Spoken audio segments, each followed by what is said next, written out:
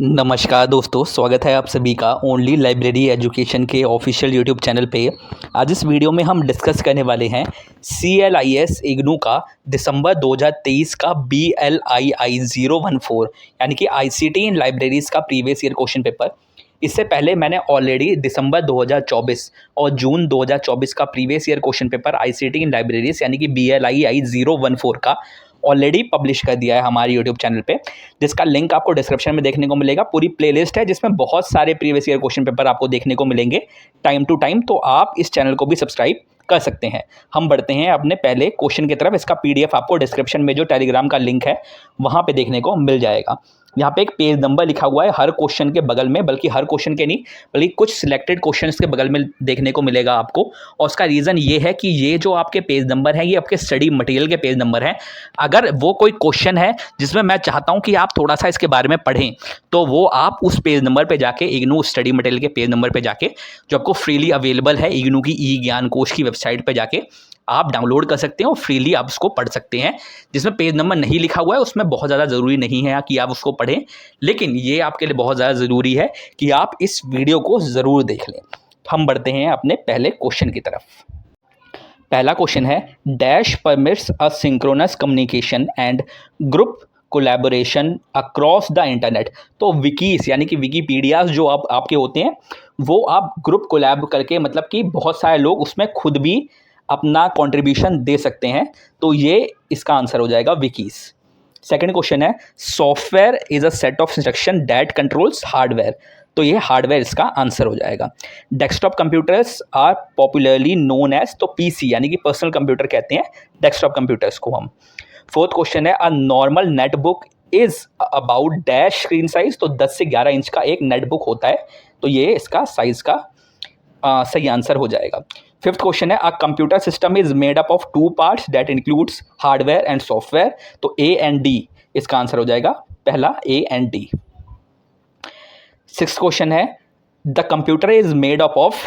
तो CU and ALU से made up मतलब बना हुआ होता है आपका CPU, जिसमें CU का मतलब होता है कंट्रोल यूनिट और ALU का मतलब होता है arithmetic and logical unit. CU जो आपके पूरे कंप्यूटर को कंट्रोल करती है, अर्थमेटिकल एंड लॉजिकल यूनिट जो मैथमेटिकल फंक्शन और क्वांटिटेटिव एप्टीट्यूड के फंक्शंस को ये मतलब मैनेज करती है, तो वो ALU होता रहता है।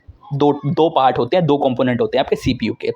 सेवंथ क्वेश्चन है, dash is referred as computer on a chip. तो माइक्रो प्रोसेसर या फिर CPU भी आप कह सकते हैं, तो ये कंप्यूटर ऑन अ चिप है, इसका आंसर सेकंड।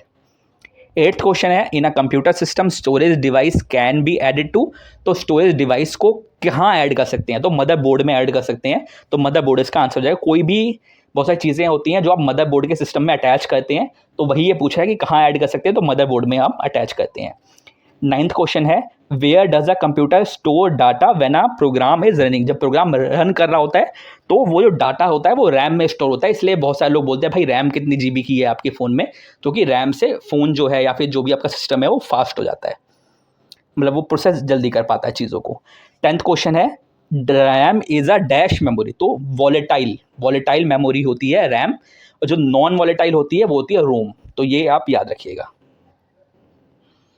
11th क्वेश्चन है, अ CD-ROM is an dash storage device. तो CD-ROM जो है वो ऑप्टिकल डिवाइस है, ऑप्टिकल स्टोरेज डिवाइस है। देखिए जो मैग्नेटिक है, जैसे कि आपका HDD यानी कि हार्ड डिस्क ड्राइव जो होती है वो मैग्नेटिक होती है, जैसे CD-ROM होगी आपकी, DVD हो गई, ब्लूरे डिस्क हो गई, ये सब आपकी ऑप्टिकल डिस्क होती है। उसमें लेज़र की आपको ज़रूरत पड़ती है, लेज़र से वो उसका डाटा फैच करके फिर आपको आपके कंप्यूटर में शो करता है। तो CD-ROM जो है वो ऑप्टिकल स्टोरेज डिवाइस है। 12th क्वेश्चन है, अब VCD consist of dash files. तो VCD के अंदर यहाँ पे वीडियोस फाइल्स होती हैं, तो ये इसका आंसर हो जाएगा। 13th क्वेश्चन है, which of the following is an output device. तो स्पीकर से आउटपुट आ रहा है साउंड का, तो आउटपुट डिवाइस हो जाएगी। 14th क्वेश्चन है, usually a traditional keyboard contains dash keys. तो 101 कीज होती है, इसको आप याद रखिएगा, ये काफ़ी बार पेपर में पूछा गया है कि कितनी कीज होती है ट्रेडिशनल कीबोर्ड में, तो 101 कीज होती है। 15th क्वेश्चन है, a commonly used mouse has 3 components. तो जो माउस होता है उसमें 2 बटन होते हैं, एक तो लेफ्ट एक राइट, मतलब लेफ्ट बटन राइट बटन, और एक स्क्रॉल व्हील होता है जिसको स्क्रॉल करके अप डाउन करते हैं पेज को, तो वो इसका आंसर हो जाएगा थर्ड। 16th क्वेश्चन है OCR is a type of software. तो OCR मतलब कि ये जो ऑप्टिकल कैरेक्टर रिकॉग्निशन है, ये क्या है, एक टाइप का सॉफ्टवेयर है जो कि आपको जो डिजिटल फॉर्म में जो आपका डाटा रहता है, जैसे कि पिक्चर फॉर्म में अगर कोई टेक्स्ट लिखा हुआ है तो उसको कन्वर्ट करके वो एक डॉक्यूमेंट फॉर्म में टेक्स्ट को कन्वर्ट कर सकता है, तो ये OCR करता है। 17th क्वेश्चन है डॉट मैट्रिक्स क्या है, तो एक टाइप का प्रिंटर होता है डॉट मैट्रिक्स। दो टाइप के मेनली प्रिंटर होते हैं, इम्पैक्ट, नॉन इम्पैक्ट। तो डॉट मैट्रिक्स जो है वो एक इम्पैक्ट प्रिंटर है, तो उसको भी आप याद रखिएगा। अगला क्वेश्चन है 18th question, a device driver is a program that controls a device. Device driver जो होते हैं वो डिवाइस को कंट्रोल करते हैं। जैसे कि आपने कभी कभी अगर आपके फ़ोन में या फिर आपके पीसी में नेट नहीं चलता है, तो पीसी में नेट नहीं चलता तो आप छोटा सा एक मॉडम लेते हैं, तो मॉडम के साथ आपको ड्राइवर्स मिलते हैं उसके, तो उसी की वजह से मतलब वो डिवाइस है, वो डिवाइस को ही चलाने के लिए, कंट्रोल करने के लिए हमें डिवाइस ड्राइवर्स की नीड होती है। 19th क्वेश्चन है we can organise files folders in a device in a dash system. तो हायरार्कियल सिस्टम होता है, मतलब हायरार्की के वाइज हम इसको फाइल्स और फोल्डर्स को हम जो ऑर्गेनाइज कर सकते हैं। तो ये आपके बुक में भी लिखा हुआ है ये चीज़, तो उसको आप याद रखिएगा, काफ़ी बार पेपर में भी आ जाता है। 20th क्वेश्चन है Libre office supports dash platform. तो मल्टीपल प्लेटफॉर्म को सपोर्ट करता है लिब्रे ऑफिस, सिर्फ विंडोज़ को या सिर्फ मैक को या सिंगल प्लेटफॉर्म को सपोर्ट नहीं करता, मल्टीपल प्लेटफॉर्म को सपोर्ट करता है।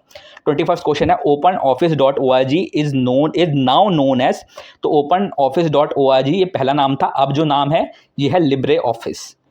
ये एक ओपन सोर्स सॉफ्टवेयर है, जैसे आपका MS ऑफिस होता है, ठीक है। MS ऑफिस पेड है, प्रोप्राइटरी सॉफ्टवेयर है, कमर्शियल सॉफ्टवेयर है, लेकिन यही लिब्रे ऑफिस जो है वो आपका ओपन सोर्स सॉफ्टवेयर है।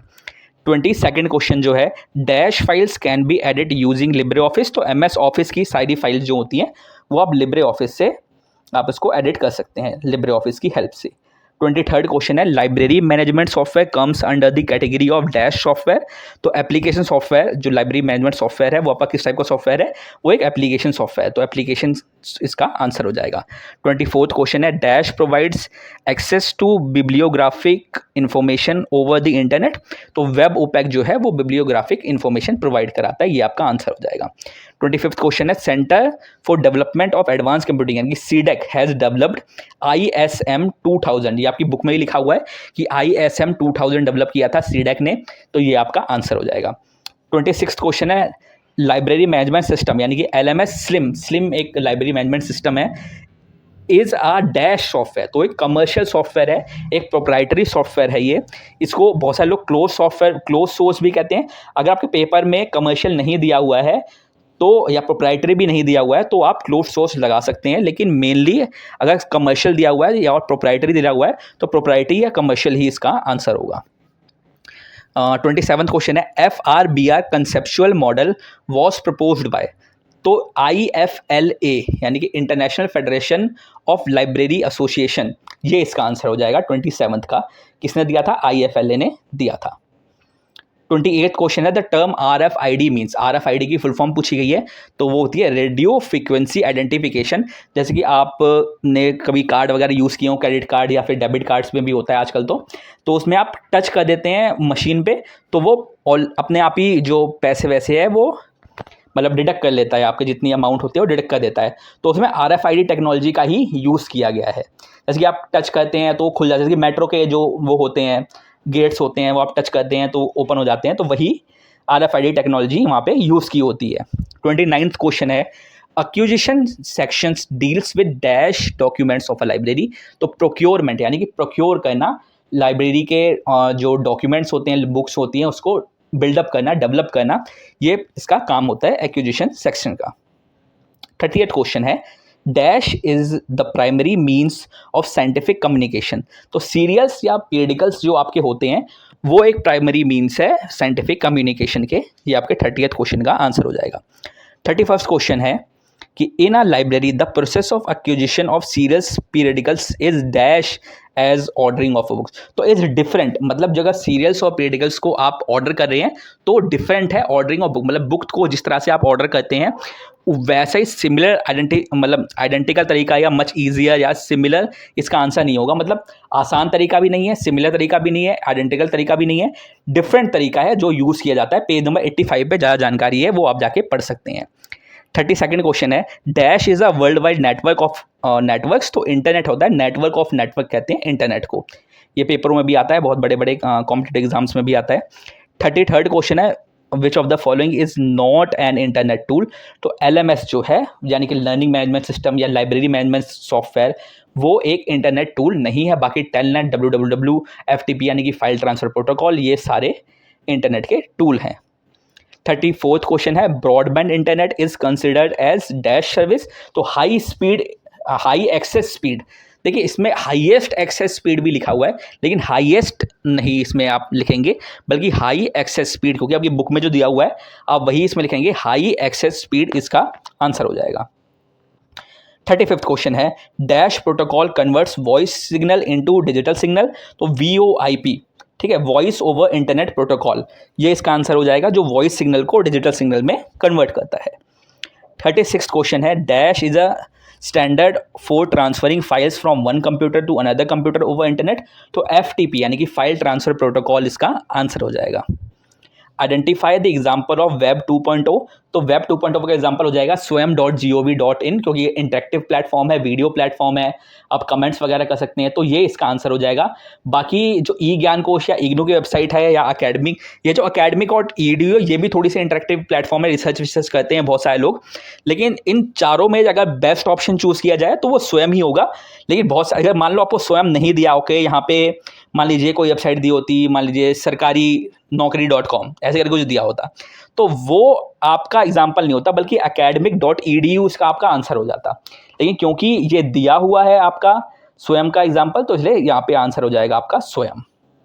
स्वयं, जो इनको नहीं पता, स्वयं एक बहुत अच्छा प्लेटफॉर्म है, बहुत सारे कोर्सेज वगैरह आप इसमें कर सकते हैं।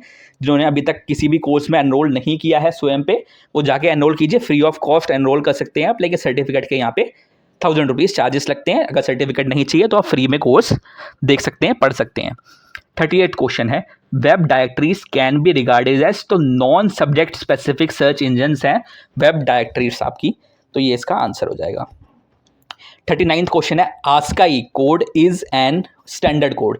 देखिए आस्काई की फुल फॉर्म ये American standard code for information interchange, तो ये इसका आंसर हो जाएगा, स्टैंडर्ड कोड इसका आंसर है।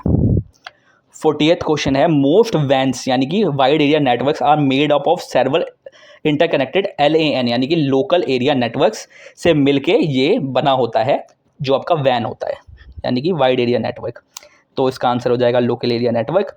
41 क्वेश्चन हम देखें तो in comparison to a stand alone computer, a computer counted, ये कनेक्टेड होना चाहिए, इसमें गलत लिखा हुआ है इसमें, a computer connected to a dash can perform much more function, तो इंटरनेट इसका आंसर हो जाएगा। हालांकि हमने उनकी गलती भी निकाल दी है, कनेक्टेड लिखा हुआ है, बताओ यार, ये इग्नू है, तो यहाँ पे कनेक्टेड होगा कि कंप्यूटर जो कनेक्ट होगा इंटरनेट से वो बहुत सारे ज़्यादा फंक्शन परफॉर्म कर सकता है, तो थर्ड इसका आंसर हो जाएगा इंटरनेट। 42nd क्वेश्चन है a LAN is a small dash network, तो लोकलाइज नेटवर्क होता है लैन, इसमें इसकी फुल फॉर्म भी यही है कि लोकल एरिया नेटवर्क, तो उसका आंसर हो जाएगा लोकलाइज्ड। 43rd क्वेश्चन है as compare to LAN a वैन कवर्स लार्जर जोग्राफिकल एरिया, तो ये इसका आंसर हो जाएगा। 44th क्वेश्चन है internet is a global network of several interconnected dash network, तो TCP/IP यानी कि ट्रांसमिशन कंट्रोल प्रोटोकॉल और इंटरनेट प्रोटोकॉल इंटरकनेक्टेड होते हैं अगर आप ग्लोबल इंटरनेट की बात करें, तो इसका आंसर हो जाएगा फर्स्ट। 45th क्वेश्चन है आइडेंटिफाई द नेटवर्क टोपोलॉजी, तो स्टार टोपोलॉजी एक टोपोलॉजी होती है, बाकी कोमोट, एस्टेरॉइड या फिर प्लैनेट ये किसी टोपोलॉजी का नाम नहीं है। 46 क्वेश्चन है RFC रिक्वेस्ट फॉर कमेंट्स, ये इसका आंसर है, ये भी पेपरों में आता है, काफी बार पूछा गया है। RFC का मतलब क्या होता है, तो रिक्वेस्ट फॉर कमेंट्स इसका आंसर हो जाता है, ये इंपॉर्टेंट क्वेश्चन है एक तरीके से। ARPANET वॉज स्टैब्लिश्ड बाय, तो 1969 में डेवलप किया गया था डरपा के द्वारा, ये इसका आंसर हो जाएगा। JNet यानी कि जर्नेट भी जिसको कहते हैं, was establish to provide connectivity to British यानी कि लंदन UK जो है आपका, UK के लोगों को एकेडमिक एंड रिसर्च साइट्स की कनेक्टिविटी प्रोवाइड कराने के लिए जर्नेट का स्टैब्लिश किया गया था।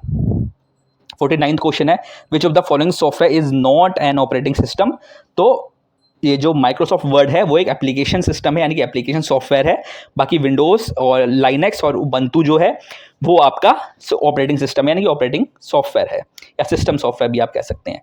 Internet connection having minimum download speed of 256 KB पर सेकेंड इज नोन एज, तो ब्रॉडबैंड कहते हैं इसको। जैसे कि ना ब्रॉडबैंड लगवा लीजिए सर, इंटरनेट लगवा लीजिए सर, तो ब्रॉडबैंड में मिनिमम डाउनलोड स्पीड होती है 256 KB पर सेकेंड, तो उसको हम ब्रॉडबैंड की कैटेगरी में रखते हैं।